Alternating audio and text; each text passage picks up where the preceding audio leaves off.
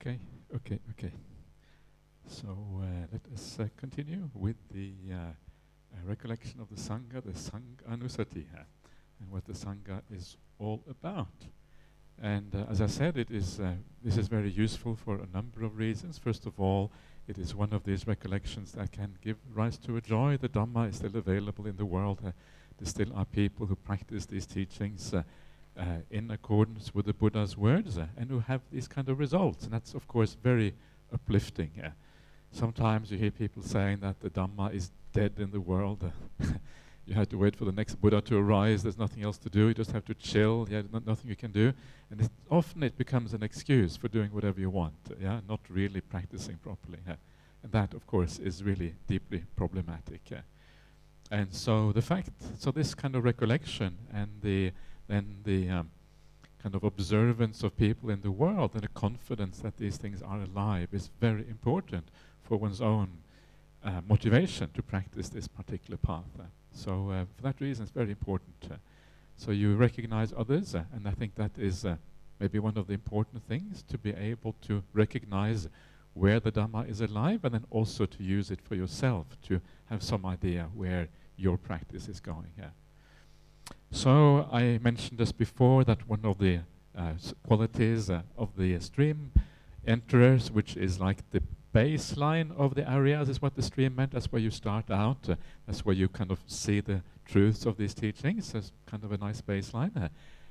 Is the independence that you have. This is one of these qualities. And it's kind of a beautiful quality that we're all seeking in the world. If you're independent, it gives you resilience and strength and all of these kind of things. And it's a wonderful thing. You can have complete integrity in your life. You don't have to follow the dictates of society, of other people, or whatever. This is one of these qualities. And one of the kind of crucial things about the stream enter that you find in the sutras, these are called the Sotapatti Angani. Anga is a factor. The 4 factors of stream entry. And these 4 factors is that you have the unshakable confidence in the Buddha, the Dhamma, and the Sangha. And it's unshakable because you have seen it for yourself. Unshakable means that it's there, it's solid, it cannot be overturned. If someone challenges you, then it's their problem, not yours. So this is kind of the idea of having seen something. It becomes unshakable, immovable, also called sometimes confirmed confidence. Up to this point we feel like we understand, but it's not yet confirmed through insight. And so the idea of confirmed confidence is obviously very useful. Now you know, now you have seen what is going on. And so it is confirmed. Buddha, Dhamma, Sangha, the 4th factor of stream entry is that your purity of virtue, which we mentioned briefly before. And there are some consequences of that. If you have a confirmed confidence in the Buddha, Dhamma, Sangha, it means that you put the Buddha as the highest. You put the Buddha at the top. You always refer to the Buddha as the final teacher.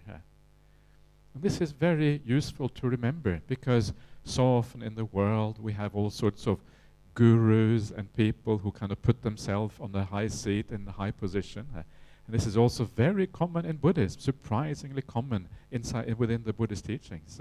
People put themselves on the pedestal, and they tend to be it tends to be very much about the teacher rather than about the Dhamma or the Buddha.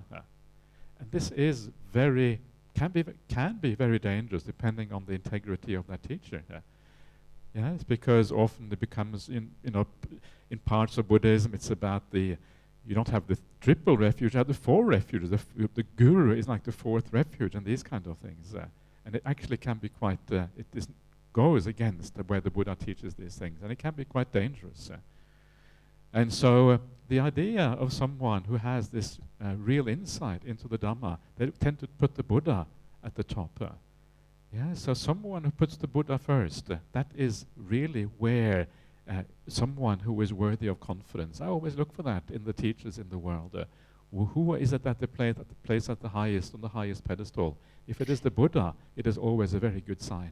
If they have an interest in the suttas, what did the Buddha actually say? That is always a good sign. Yeah, if there's too much about that person, it's usually a bad sign because it is a sign often of ego and self and all of these kind of things. Instead of kind of fading into the background and allowing the Buddha to stand out, that is really the idea here. And there's something very, again, beautiful about that, because it means that if we all take the Buddha as our teacher, it means that we are more on an even footing. We don't have so much hierarchies in the world. We don't kind of worship the guru beyond reasonable, what is reasonable, yeah? The guru doesn't become like the king of the world or something like that. And we are more on a kind of an even footing, which is very useful, because it means that there is less chance of abuse, less chance of being taking things the wrong way. This is an important point about whether someone really is worthy of respect, how they relate to the Buddha. But because they have this confirmed confidence, not only do they relate to the Buddha and the Dhamma in this way, but they also are confident. Yeah, they are very confident people. Someone who is a noble person is someone who you will feel that when you discuss with them or you are in a conversation with them, they will tend to, you feel like this solidity about this person. Yeah, it's a bit like someone is a bit like a mountaintop. They are like immovable and unshakable.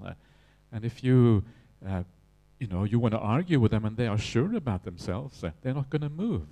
There's a degree of confidence, and it's not an ugly confidence that you can find in the world. The confidence of a strong ego, the confidence of being a bit narcissistic, this kind of modern psychological jargon that people use, it's a kind of a quiet confidence, a certainty that you understand what is going on. This is a very attractive quality. You have a feeling of someone who actually knows what is going on, and then it draws you in a sense. And I remember when I was at the time I was living in the UK, and I heard these teachings by Ajahn Brahm. This was one of the things that really attracted me to Ajahn Brahm as a teacher. I never really heard anyone who sounded so confident. It sounded like someone who spoke from their own understanding. That's what it sounded like. It didn't sound like someone who was just kind of saying things randomly and saying, yeah, maybe it's like this, or this is what the Buddha said, this is what I said, this is what this. And people often didn't sound like they really knew what they were talking about. But with Ajahn Brahm, there was a kind of solidity there, a kind of certainty, a kind of, he wasn't really challengeable in a kind of profound way. Rather, he was challengeable, but he would know what he was talking about. And this, for me, was very strong, and one of the reasons why it was so, why I went to Australia, like I mentioned the other day. So the confidence, is kind of one of the aspects of the areas. And another aspect, and this is what we see again in this 4 Sotapatti Anga, is the aspect of being virtuous. I mentioned this briefly before, but it is slightly different kind of virtue from what you normally see with people in society. Very often when people are kind or they are generous or they live according to whatever qualities they live by, very often it is more like it's a deal. I'm kind to you, and you better be kind back to me. I give you a gift, and if you don't say thank you, I might get upset. You know what it's like? It's often like that. If someone says you give a gift, they don't care. That's not very nice, and we may not like that. And so usually, kindness and virtue is a little bit of a business deal there. Not always, but a little bit. We expect something in return. If someone is very rude to you, you're not likely to be so kind to them. That's how often it is. But with the noble ones, it isn't like that. There's a different kind of feeling to the virtue that they have. It is consistent. And it doesn't really matter how you behave with them. That's kind of irrelevant. They are virtuous because they know it's right. It's not about a business deal. It's not you are kind to me, I'm kind to you. It's I'm kind to you regardless. Of course, they will pay more attention to you if you are a dedicated helper for them or a dedicated disciple who is very supportive. Of course, they will pay extra attention to you because that's the way it is. But they will not be rude or unpleasant to someone who is not a helper, someone who is even bad in return.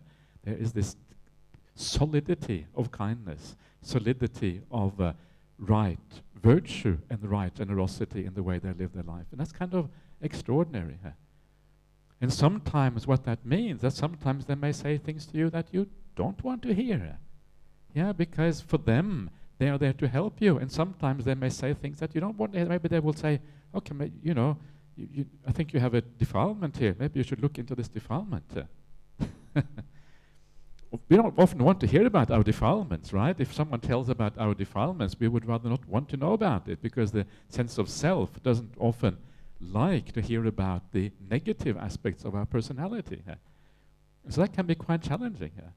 But because their job is to help us rather than just to please us, they don't really care how we react.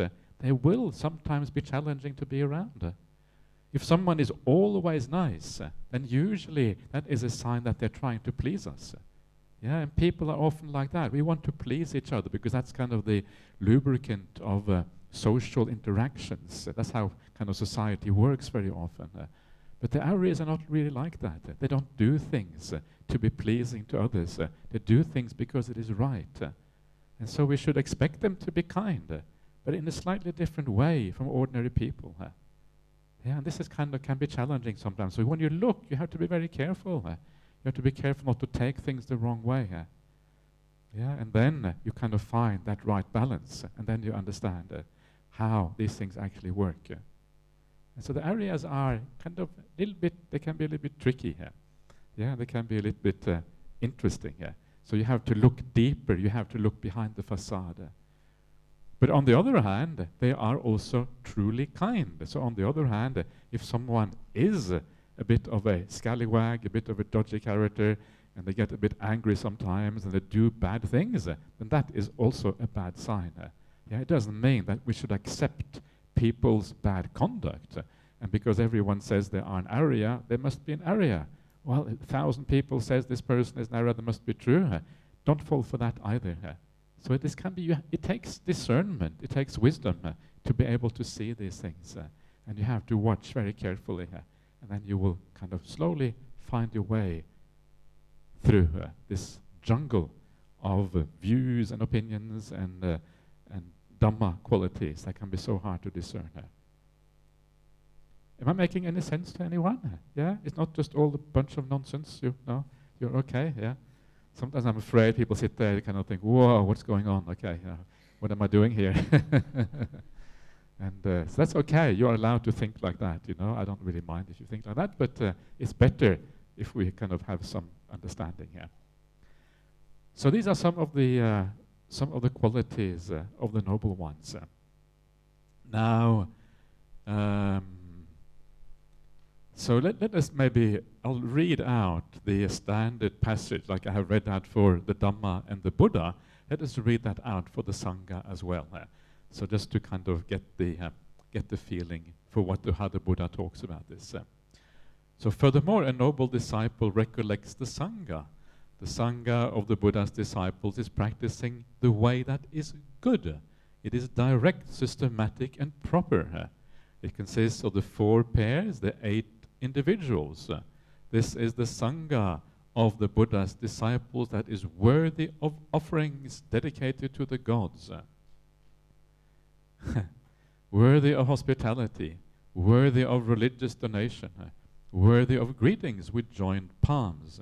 And it is a supreme field of merit for the world. And then again, when the noble disciple recollects the Sangha, etc., the mind is not full of greed, hatred, and delusion, and eventually they have entered the stream of the teaching here. So this is the standard way here. Yeah, they're practicing the good way. Why is that? Because they have internalized the Dhamma. The Noble Eightfold Path is inside of them. Yeah, so they have understood. It is said in the sutras that if you are a stream enterer, you possess the Noble Eightfold Path. You have become almost, psychologically, you have become the Noble Eightfold Path. Yeah, those factors are there inside of you. And that is why you cannot turn away from these teachings anymore. So that's why you practice the good way, because the Noble Eightfold Path is the good way. It is the direct way. Yeah, there's no more kind of U-turns and going backwards. Most people in the world who practice the Noble Eightfold Path, you get 2 steps forward, 1 step back. 2 steps forward, 1 step back. That's okay. 2 steps forward, 3 steps back. That's no good. Don't do that one. Yeah, go. Okay, 1 step back is all right. But if you go 3 steps back, if you go more back than forward, you have a problem. So make more forward than back. Yeah. And don't stand still either. Standing still also no good. Yeah, it's better to make some mistakes and learn than actually standing still because you are too afraid. Making mistakes is okay. We need to make mistakes. We just need to learn from those mistakes. So, the direct way, yeah, the kind of straight path, Ujju is that the name of that path. Systematic, Nyaya Patipanno. Nyaya means like in accordance with dependent origination. So you are in the cessation mode of dependent origination because avidya is at the root of dependent origination and avidya is gradually going down. And because avidya is going down, so are the sankharas, and so is the dukkha, and so is the rebirth, and so is everything on this path. So it is systematic in that sense. This is like the system, the method of the Dhamma is dependent origination. And the proper way, Samichi Patipanno, Samichi just means proper and appropriate way. And then you have the 4 pairs and the 8 individuals. These are like the 8 kind of areas at different degrees. Depending on how many defilements you have left, you are classified according to these things. This is how one way the Buddha classifies the areas. There are also other ways. There's also the 7-fold classification of areas. 4-fold, 8-fold, 7-fold, and there's probably an infinite number of different classifications that you can come up with. The stream mentor is classified according to 3 different kinds of stream mentors. And I'm sure if you read the commentaries, they come up with more classifications. But it's all kind of a bit irrelevant. Yeah, too much classification. Kind of after a while, it's not all that interesting. We want to have some general ideas. But the basic one is the stream mentor. And what defines the stream mentor is that they have given up the 3 fetters. That's usually what we talk about when we talk about stream entry. And the 3 fetters are the giving up of the Sakkaya Ditthi. Sakkaya Ditthi is the view of an inherent person, sometimes called personality view, that I am a certain person, and that is me, and it has always been like this, and it will always be like this, at least in this life. Yeah, from I'm born that I am a certain person. That is called personality view, Sakkaya Ditthi. And that is gone when you become a stream mentor. And the reason it's gone is because you understand conditionality. You are not a particular kind of person. You are this blob of changeable phenomena. Yeah, you are a walking meat blob of changeable phenomena. That's what we are, each one of us. Doesn't sound all that interesting, right? And that's what the Buddha said. It's not that interesting because that walking meat blob of changing phenomena is also dukkha at the same time. So actually it isn't all that interesting. And so it's sometimes nice to call it for what it is. And then we kind of get some clarity about this. So that is what you see. You are this ever-changing thing. The one thing that lasts the longest is kind of the body. Yeah, you look at yourself in the mirror and you can kind of recognize yourself. Although it's a bit scary to look at the picture from a long time ago because you see your change, that's a bit scary. Still, there is some recognition there. So there's some physicality. But the mind changes incredibly fast and is very, very strongly conditioned. And you know that when you become a stream mentor. And that's why you have given up personality view. And so you might think, well, this is a good way to know whether you are a stream mentor. Yeah, you don't have the personality view anymore. You understand that everything is conditioned, everything is always changing. You don't think that there is an inherent essence in a human being. And in one way, it is a nice way to know, but it's also very easy to delude yourself and to think that you understand this. The problem is that the truth of non-self is very profound, and it is about parts of your mind that you never really have thought about in this way, including like things like the ability, the awareness, the knowing itself is also impermanent and changing. And because of that, it's very easy to think that you understand this without doing it. And so it's useful, but it's also easy to be deluded by these things. That's why I don't like to focus so much on it. And it's better to think in terms of some of these other things we have been talking about. Yeah, how strong is your virtue?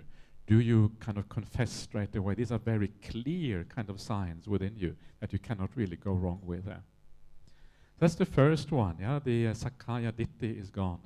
The other one is there is no more Silabbata Paramasa, the grasping of virtue and behaviors. Sila is virtue. You don't grasp onto virtues anymore. Why? Because they are natural. You're naturally virtuous, no need to grasp.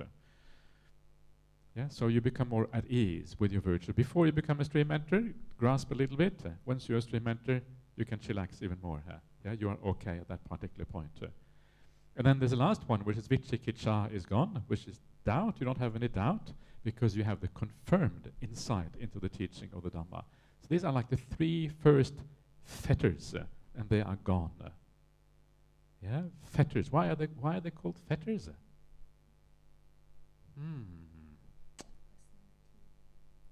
Yeah, personality. The three fetters: personality view. The three. But why are they called fetters? What is this word fetter all about? Why are they called fetters? Do you understand the word fetter? The reality. Fetters means like a rope, is a binding. Is what it means. Fetter. It binds you. Yeah. A fetter in English is like this. In the old days, when you were in prison, you had this chain around your leg. Yeah. Kind of chain. Yeah. And then either it's tied to the wall, and then you kind of stuck to the wall, or it has a big ball, the kind of a big steel ball, so you can't move. Yeah. If you're a prisoner, this is the fetter. So it's like being bound. Yeah. And so. So the idea here is that what are you bound to? Well, you're bound to existence. You're bound to samsara. You're bound to the round of rebirth. You're bound to dukkha. You're bound to dukkha. Isn't that kind of scary? That's ultimately what we are bound to. We're fettered and bound to dukkha. And that is kind of the scary thing about this whole existence. So now you are starting the unbinding from dukkha. And this is kind of what this means. That does not mean I recommend that. You may have seen the translation unbinding for nibbana. Some people use that. I don't recommend that. But in this case, there is a kind of unbinding, an unfettering, a releasing from this round. So the three fetters are gone. You have begun the journey of becoming unbound to samsaric existence, unbound to dukkha. So those are the three fetters. And they are not so easy to see always, and so I'm not going to talk more about them. It is okay to have some observances. It is okay to do little rituals. I do not recommend to give up all rituals, because rituals can be useful. It's just that you don't grasp them once you become a stream enterer. Before that, please grasp a little bit. It's okay.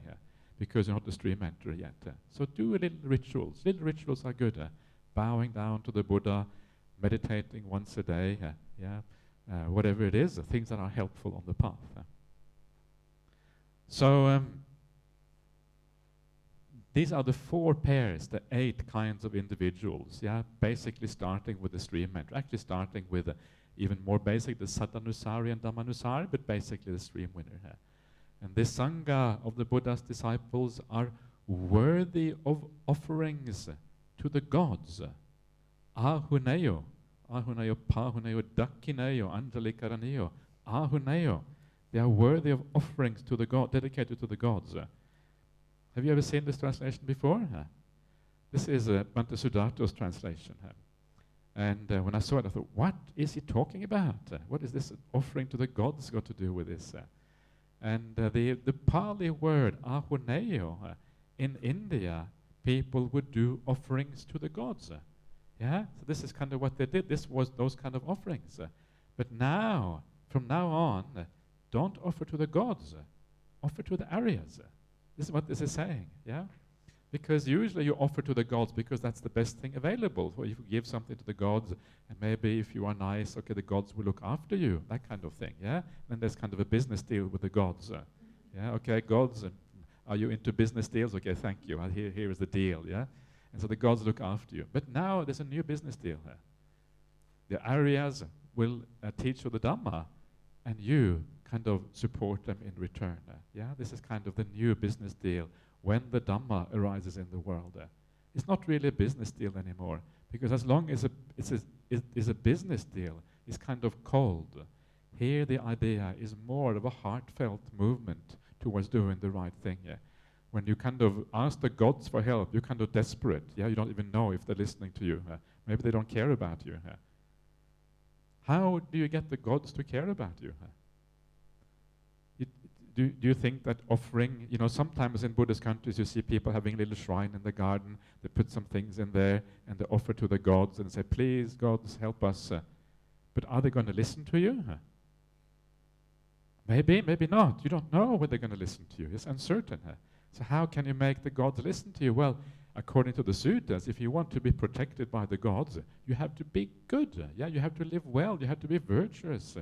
Virtuous people are looked after by the gods because the gods like virtuous people, because that's how they got reborn in heavenly realm, and that's what they rejoice in.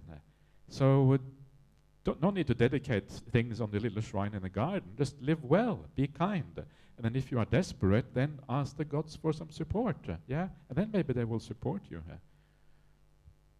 So yeah.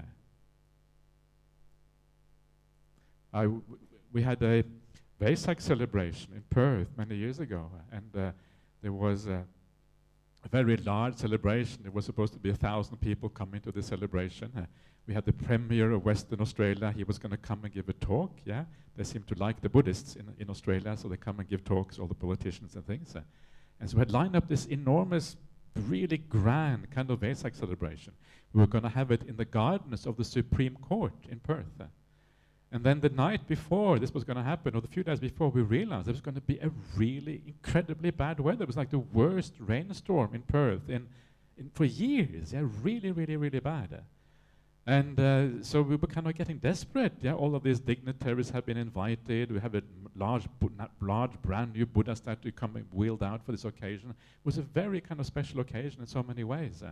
And then the weather was looking really, really bad. And then the night came, and lo and behold, it was pouring down like nobody's business. And the freeway, the highway into Perth was flooded. I've never seen that in my 30 years in Perth. That was the one day, yeah, it was flooded on that freeway into Perth.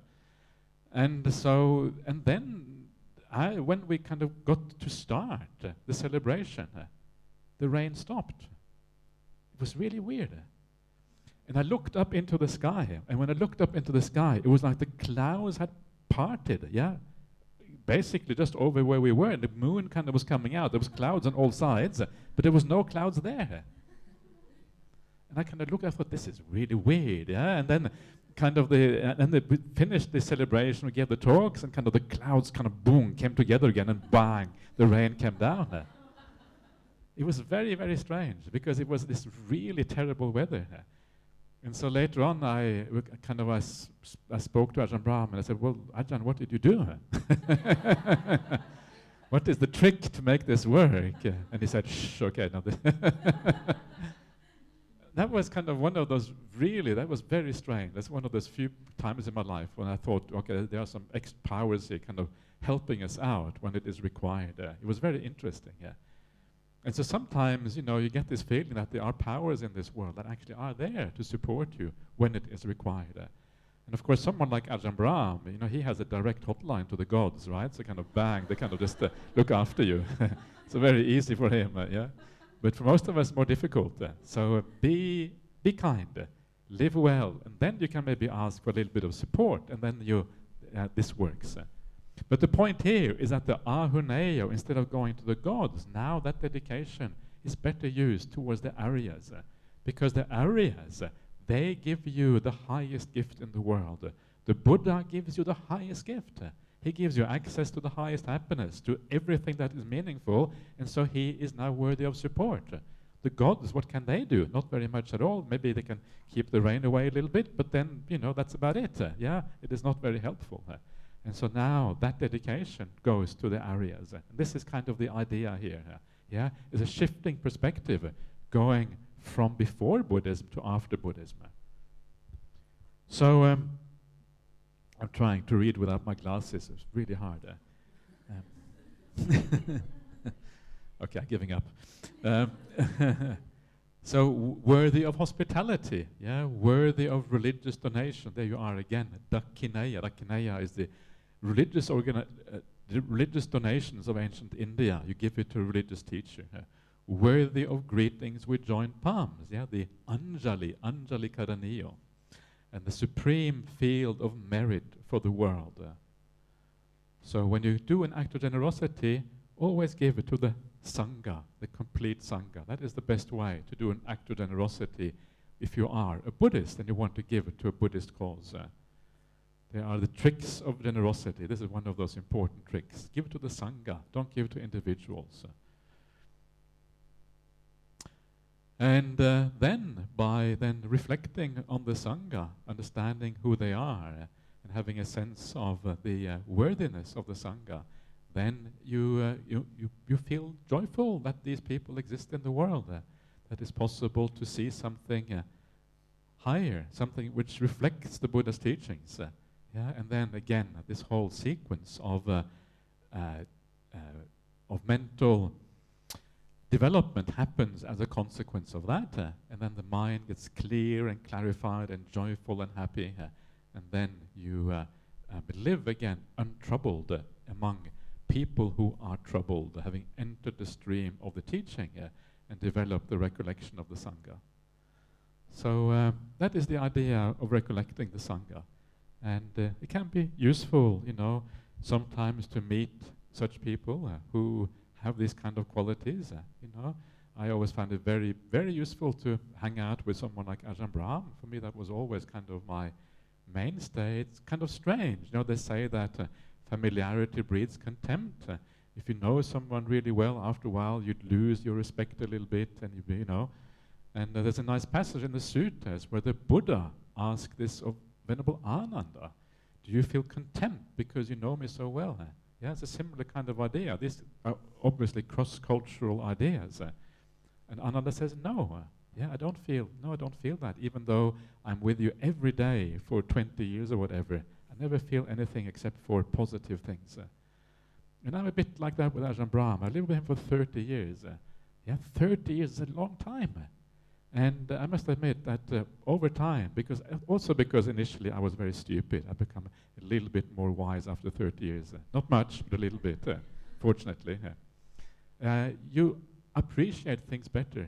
And so I must admit, over those 30 years, my appreciation has only increased. That's really wonderful, because that means that there's something very solid there. There's nothing ephemeral or dodgy. It's kind of really solid and strong. And that's really, really nice.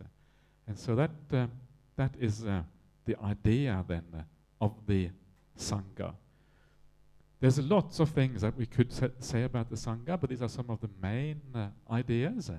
And the suttas are full of other aspects, but I will not go into those now because time is short, as always. And samsara is long and time is short. It's kind of a contradiction, but there you are.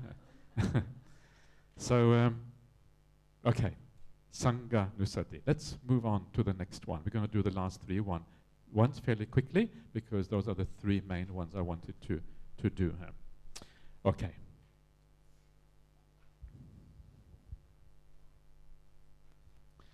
So, next one. Furthermore, a noble disciple recollects their own ethical conduct, which is unbroken, impeccable, spotless, unmarred, liberating, praised by sensible people, not grasped, not mistaken. I think that is a mistaken translation here. Not grasped, leading to samadhi. When a noble disciple recollects their ethical conduct, the mind again is not full of desire, ill will, and confusion. Again, you live in balance among the unbalanced. You are untroubled among the troubled. You've entered the stream of the teaching and developed the recollection of ethics or of morality. So this gives you an idea why ethics is so incredibly important, why it matters so enormously. And usually the reason why people do not have success in the meditation is because they haven't really fully understood yet the significance of ethics, and they haven't applied it fully yet in their life. Being truly ethical in Buddhism is a very high bar to clear. It is very, very difficult. It's a very profound matter to be really ethical. And you can be, all of you here are really good people, but that doesn't mean that you are perfect yet. Yeah, there's always something better that you can do. So I have the highest respect for all of you for coming to these things and for being here, etc., etc. But to be able to really have success on the path, you're going to have to try even harder to do the right thing. Yeah, it is a very demanding kind of course that the Buddha is setting out.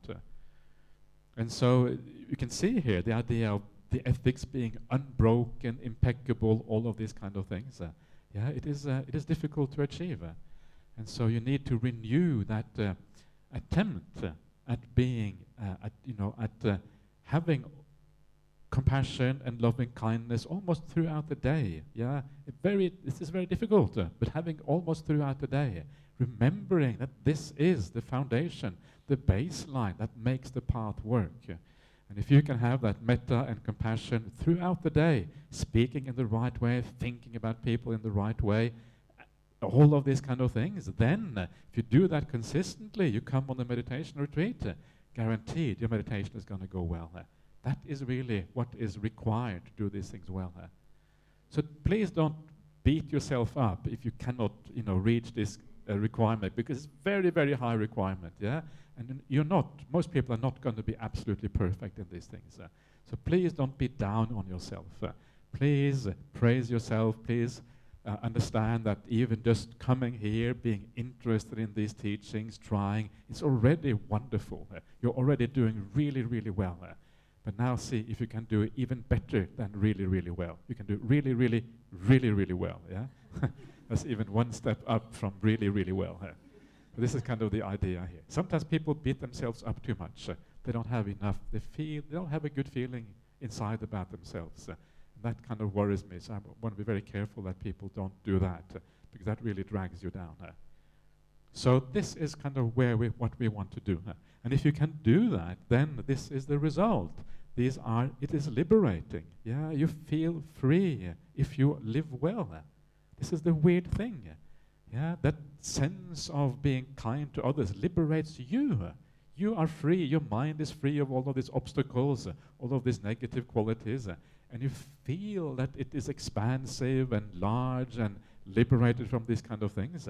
So it frees you when you follow these kind of rules of ethics and you live well. You are liberated as a person. You are praised by sensible people. Yeah, the Buddha might praise you if he was around. Ajahn Brahm would praise you if he is around. And some people will not praise you. Some people will always blame you. But those people who blame you, who cares if they blame you? It's kind of completely irrelevant. Don't listen too much to other people. This is one of the dangers in life. We listen to the wrong kind of people, and when someone blames us, we get upset. But people don't understand. People have no idea what is going on. Why are we getting upset if some scallywag, dodgy character is kind of blaming us? Yeah, we go to work, and then at work maybe people the boss kind of has a bad day, and they kind of tell you something bad and something unpleasant. I don't know what it's like to go to work. I have never really gone to work. Isn't that great? I never really gone to. Well, I did actually a little bit before I became a monk, but it's so long ago I can't remember anymore what it is like. But people say sometimes the boss is difficult. Is that true? Yeah. Okay. So you're nodding. Okay. So that's true, right? But remember, if the boss blames you, what does the boss know? Nothing. Yeah, the boss has no idea what is going on. They don't know anything about the world. They don't understand what is really good and bad. They blame you for some kind of stupid thing, like you haven't done your work. Who cares if you haven't done your work? That's not important. What is much more important is that you are kind and you should do your work, because that's the deal. They pay you, so you should do your work, right? Of course you should.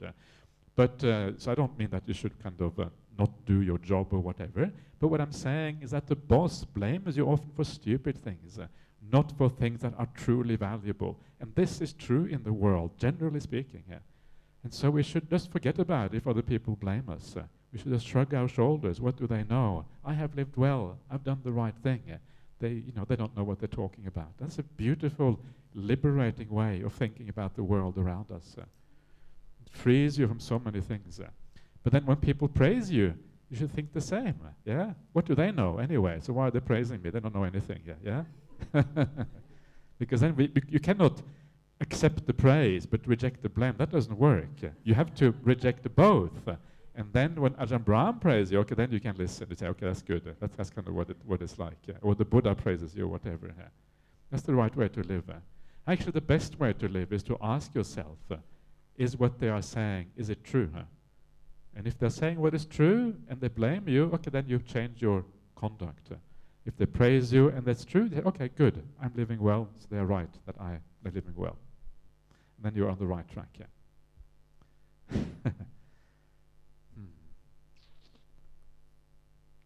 All right. So, you're praised by the wise. Not mistaken means you don't grasp it. Like we said before, the stream mentor has given up the 3 fetters. One of those is the grasping of things. You lead to samadhi. All you have to do is to live very virtuously. If you are really virtuous, it leads to samadhi. Yeah, samadhi happens, meditation happens, if you live a very virtuous life. This is the foundation for samadhi. And it all comes together beautifully. So this is the idea of living ethically. And then when you remember that, you sit down and you meditate, and you remember that you live a harmless life. You remember that you've been keeping the 5 precepts for a long time. You remember that here you are keeping, I don't know, I haven't even asked how many precepts you're keeping here, but whatever it is, 5, 6, 7, 8, 9, 10, 311, whatever it is, I don't know how many precepts people are keeping. However many it is, that's wonderful. And so you kind of rejoice in the fact that you are living well. And that's a beautiful thing. And this becomes then the foundation for the peace of mind and the sense of the gladness that is required as the foundation for meditation here. You're happy about your living well. And sometimes you don't have to try very hard. You don't have to really reflect very hard. If you try too hard and you think too much, sometimes the peace of mind kind of disappears. Instead, sometimes you just know that you're living well. It's a kind of quiet kind of peace that you have within. And that quiet peace that you have within, that naturally leads to a sense of feeling good about yourself. And the meditation just happens as a consequence. That is the best way of doing this recollection on sila, just allowing it to blossom by itself. As you become peaceful, it arises in your mind as a consequence. All right. Let us carry on with the last 2 of these. So the next one is the recollection of generosity. Furthermore, a noble disciple recollects their own generosity. I am so fortunate, so very fortunate, among people full of the stain of stinginess. I live at home rid of stinginess, freely generous, open-handed, loving to let go, committed to charity, loving to give and to share.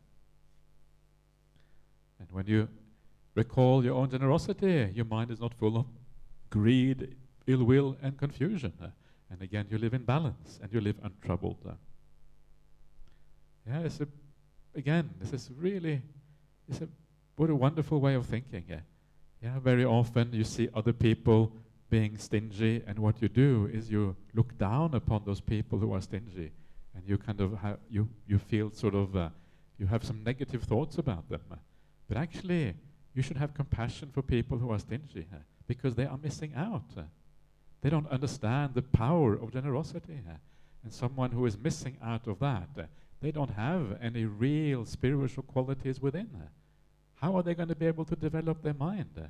They are missing out on so much happiness. If they are stingy, you should feel sorry for them. You should try to find a nice way of say, listen, this is a good opportunity to be kind. Be kind, be generous.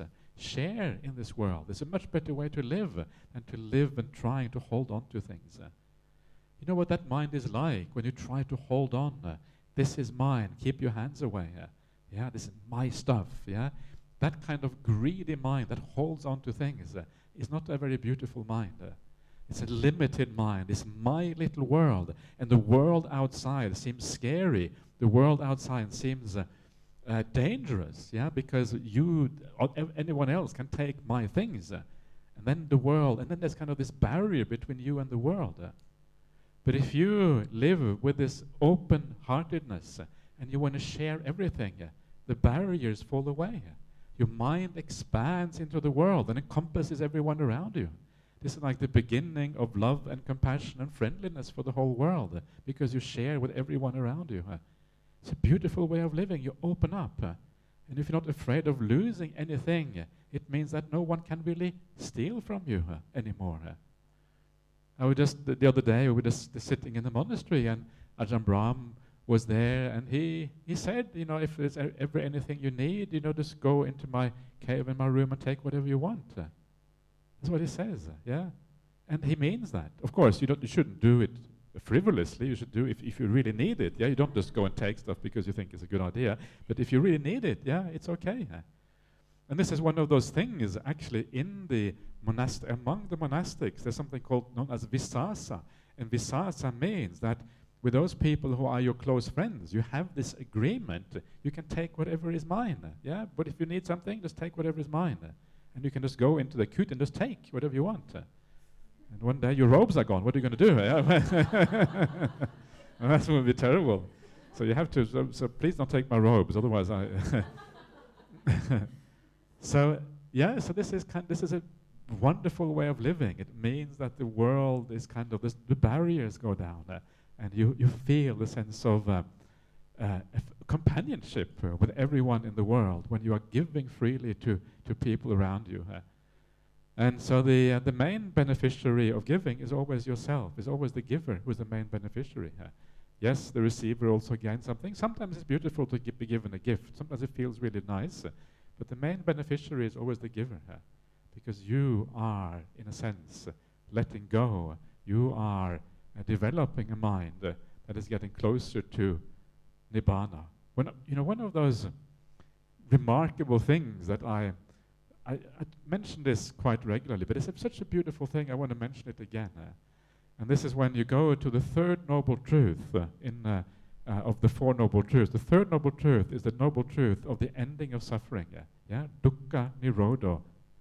And in that dukkha nirodha, it talks about four qualities that when you give up craving, four things, and those four things are chaga, patinisagga, mutti, and analaya. The four things. This is what you found in the third noble truth. So these are words that relate to Nibbana, right? Third noble truth, the ending of suffering. This is about Nibbana. Four things: chaga, patinisagga, mutti, and analaya. Now, if you go to this thing that we are reading now, three of those four words recur here. Chaga is a direct word. That means giving. Mutti, here is you are, what is it? Mutta hatta, mutta, same word. You are freely giving. Mutta chaga, I think it is. It has the word vosagga. Vosagga also means to let go. It's related to the word patinisagga, basically the same word. And the only word which isn't found here is analaya or analayo, which means not resting or not roosting. Him alaya is where the snow rests in the mountains of the Himalayas. Same word. So you find three words that have to do with Nibbana. You found them recurring in this paragraph on generosity. Isn't that kind of extraordinary? Because, and the reason for that is because the idea of generosity, the idea is the idea of letting go, the idea of not holding on.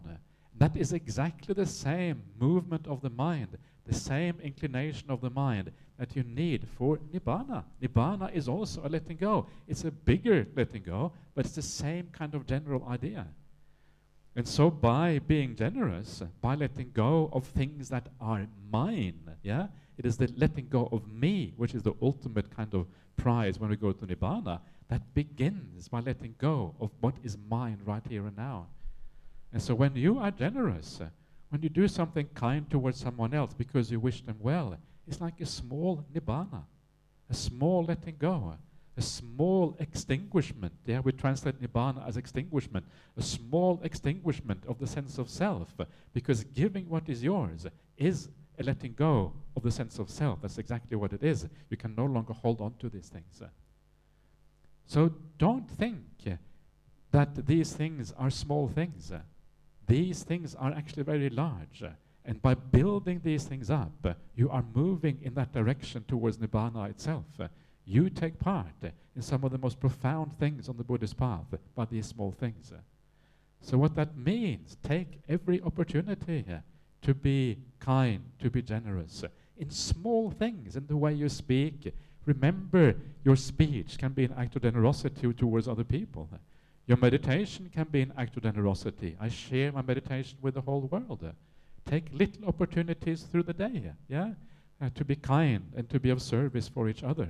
And when we do that, then we are living in a way that ultimately leads to the third noble truth, building up stage by stage.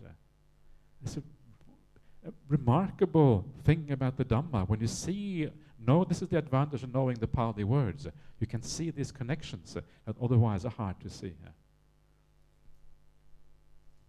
And so you practice this kind of generosity here. You are, as it says here, instead of them being having ill will and negativity to people who are generous, who are stingy, you feel a sense of sorry for them, and you think, wow, how fortunate I am, who am not stingy. All of these other people in the world are stingy. Most people are a bit stingy. Very few people are really generous in a kind of big way. And so you think, wow, how fortunate I am to have discovered this idea of generosity. I am the one who's fortunate. These people, they have a problem. And then you feel happy because of that good fortune. You are counting your blessings again. You sit down, you close your eyes, and you can feel the power of that generosity right there inside of you as you're sitting on a cushion and you're meditating. This is the idea here. So you are generous. You are no, that's not very good English. I apologize. That's the inner Viking coming out, I think, or something like that. I'm not sure. You are freely generous. You are always kind of openly giving out, open-handed, loving to let go. You love the idea of letting go. You are kind of you're committed to charity, loving to give and to share, taking every opportunity, giving to not just to Buddhist causes, to non-Buddhist causes, giving to anyone who kind of comes in your way. You see someone and you kind of say something nice to them. And sometimes it's nice to say nice things to strangers. Someone who never expects you to say something to you, and you say something like, "Oh, good morning." Oh, that's you say something nice to them. "Oh, that's how wonderful to see you," or something like that, or whatever it is, something to someone who doesn't expect you, and they get taken aback. And maybe they don't know what to say in return, but usually you leave a positive imprint on people's minds when you say something unexpected to them. It's a beautiful thing to do, and you get this kind of you're lifting other people's life up by doing these things. So don't be afraid. Sometimes don't be afraid of making a fool of yourself. Because sometimes we have to take those risks to be able to really reach these lofty destinations that we're trying to reach. So, there's lots of nice sutras about generosity. I'm not going to talk about those now, but lots of nice things to be said about that. I've talked about those things here before, I think. And so I'm going to leave it out for now. But just to remember this. And sometimes, if you want to remember your generosity, you can just know the general sense that you are living well in this way, and that will give you an uplift in your meditation. You can remember specific instances when you did something that gave you a boost of joy. There's different ways of doing this, and see if you can make this work for yourself in your life. And if you can, then you have this free source of happiness. That comes from giving things away. You get something far more beautiful in return. You get the inner happiness. Instead of having things in your life, you have things in your mind instead. And the things in your mind are far more valuable than the things in your life. Something like that. Okay, last recollection for today. So, furthermore, a noble disciple recollects the deities. There are the gods of the four great kings, the gods of the 33, the gods of Yama, the joyful gods, the gods who love to create, the gods who control the creations of others, the gods of Brahma's host, and gods even higher than these. When those deities passed away from here, they were reborn there because of their faith, ethics, learning, generosity, and wisdom. I too have the same kind of faith, ethics, learning, generosity, and wisdom. Yeah, so you know that you have the same qualities within you that those gods had, and then they were reborn there because of those qualities. Yeah, so this is like, you can see why this recollection is last, because it is a little bit lower. Now you're having your eyes on a nice heavenly rebirth, yeah? And so you know you have those qualities. And it's okay to be reborn in heaven. Don't be one of those snobbish Buddhists who doesn't want to be reborn in heaven, yeah? Who pretends, yeah, oh, rebirth in heaven, that's only for the lower kind of Buddhists. Yeah, I'm going for Nibbana. Don't think like that. We're almost like being snobbish. Yeah, we are too good for heaven or whatever. It's okay. Everyone wants to be reborn in heaven, just like everyone wants to be happy as a human being. Yeah, it's natural. It's okay. You don't, and the idea is anyway, if you get reborn in heaven, lots of areas in heaven, lots of nice people, so you just continue your practice there instead. Lots of deities become stream mentors, right? So don't, there is usually a kind of prevailing idea among Buddhists that it's best not to be reborn in heaven because you can only practice in the human realm. And there's nothing about that in the suttas. The Buddha never says that. So what you should do, just allow karma to work according to its ways, and then wherever you get reborn is where you get reborn. But it is natural for us to want happiness. So don't feel, think it is bad to be reborn in heaven. And so you see that in yourself, and maybe you have an idea of what these deities are like. They are beautiful. They are shining very often. The word deva is related to the word diva. Diva means day. Yeah, it's like a shining being. That's what the devas are. So you shine. It's like your good qualities are visible on the outside. And so when a noble disciple recollects the faith, ethics, learning, generosity, and wisdom of both themselves and the deities, the mind is not full of desire, ill will, and confusion. At that time, the mind is straight, based on the deities. A noble disciple whose mind is straight finds inspiration in the meaning and the teaching, finds joy connected with the teaching. And when you are joyful, the rapture springs up. And when your mind is full of rapture, the body becomes tranquil. And when the body is tranquil, you feel bliss. And when you are blissful, then you achieve samadhi. This is called the noble disciple who lives in balance among people who are unbalanced, who lives untroubled among people who are troubled. They have entered the stream of the teaching and developed the recollection of the deities. So I don't know if that makes any sense to you, to recollect the deities. For some people, maybe it makes sense. For other people, it may not make sense. Usually, if you try to teach these kind of things in Australia, people think you're crazy. So sometimes I don't say these things. Sometimes I do, because it's important to challenge people. Yeah, people need some challenges. So I still enjoy teaching these things just to see the perplexed look on people's faces. It's kind of interesting here. But some people can relate to the deities quite well. The idea that there are these higher beings and what they are like, yeah? And now you are also moving in that direction. Sometimes this is more tangible. Sometimes this is easier to do than maybe all of the other ones. So you have to find what works for you. In some ways, the most difficult of these 6 recollections is the Buddha-nusati, because the Buddha feels somehow far away and difficult to really relate to. And this is why I taught some of these ways of making the Buddha more relatable, how to make him your teacher in a real sense, yeah, as one person relating to another person. And then all of these things become kind of easier as you go down. And in one way, relating to the deities is perhaps the easiest one of all of these. So see what works for you. What matters is not which one you use. What matters is that you find some inspiration and joy in the Dhamma, something that makes the meditation work. That is what is important. You don't even have to use any of these.